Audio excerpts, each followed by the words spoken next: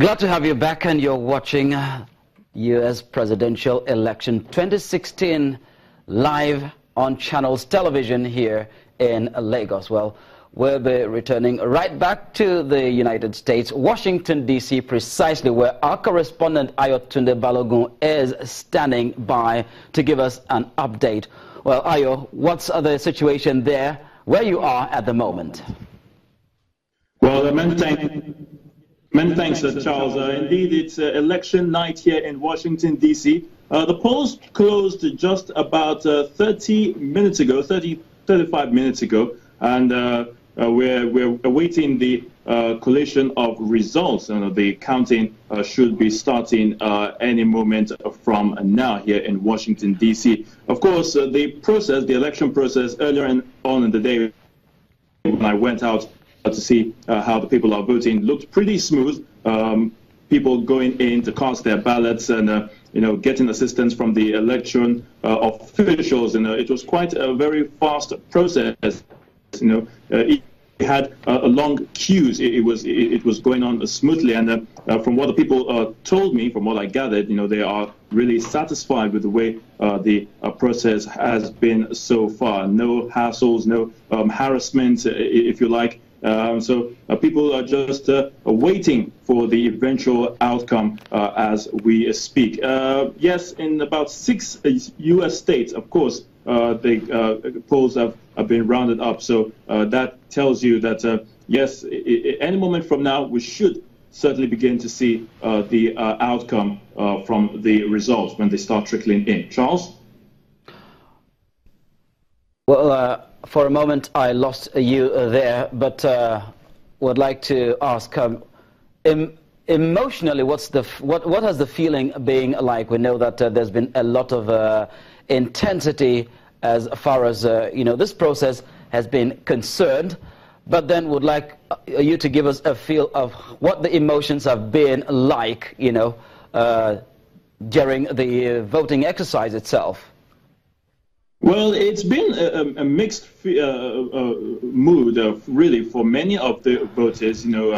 Some not really too satisfied or happy with the two candidates. You hear some people saying that, look, in the United States of America, having these two candidates where over the years we've seen quite remarkable elections of heavyweights, political heavyweights coming out to contest. But in this case, they seem not to be impressed, as it were, with the two candidates. Some just say, well, it's what we have, and we'll just have to go for the better of the two candidates. So a little bit of apathy. No, I wouldn't want to use the word apathy, but the enthusiasm isn't really that high. But of course, it's something they feel they have to do. They have to make their voices heard. They have to come out and cast their ballots. In this election, this historic election,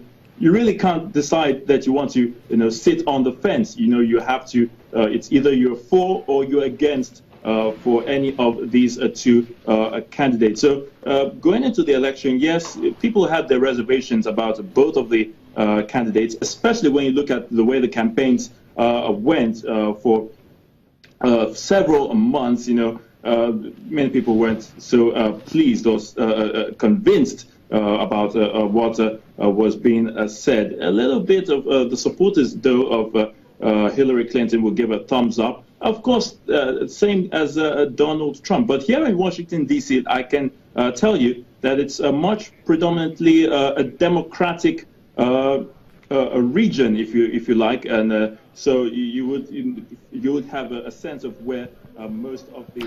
All right, thank you very much, Ayotunde. We'll have to let you go at this moment because we understand that the U.S. Consul General in Nigeria, Mr. John Bray, is about to deliver his address, and so we'll be joining our crew over there at the Intercontinental Hotel at Victoria Island, Lagos. It's Mr. John Bray, the U.S. Consul General in Nigeria.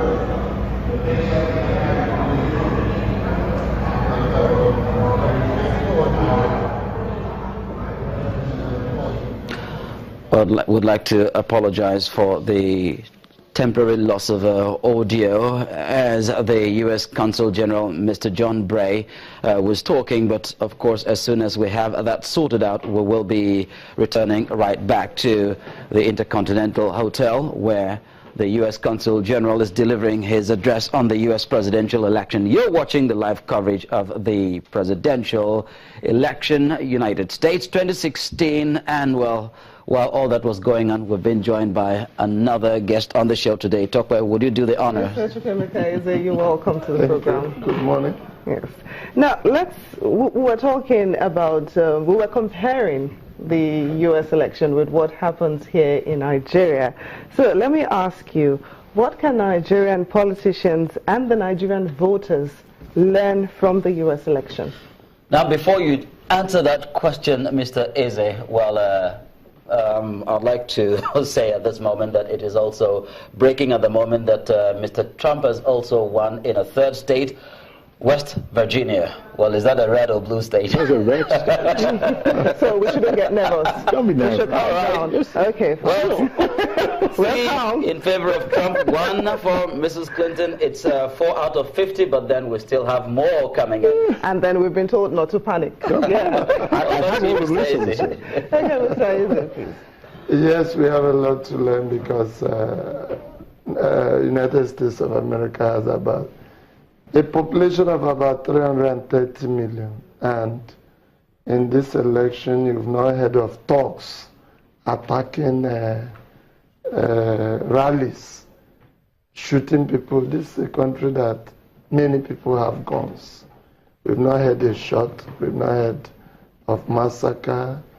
And in the course of election today, we've not heard of arson, arrest of people. Even ISIS threatened to attack during this election.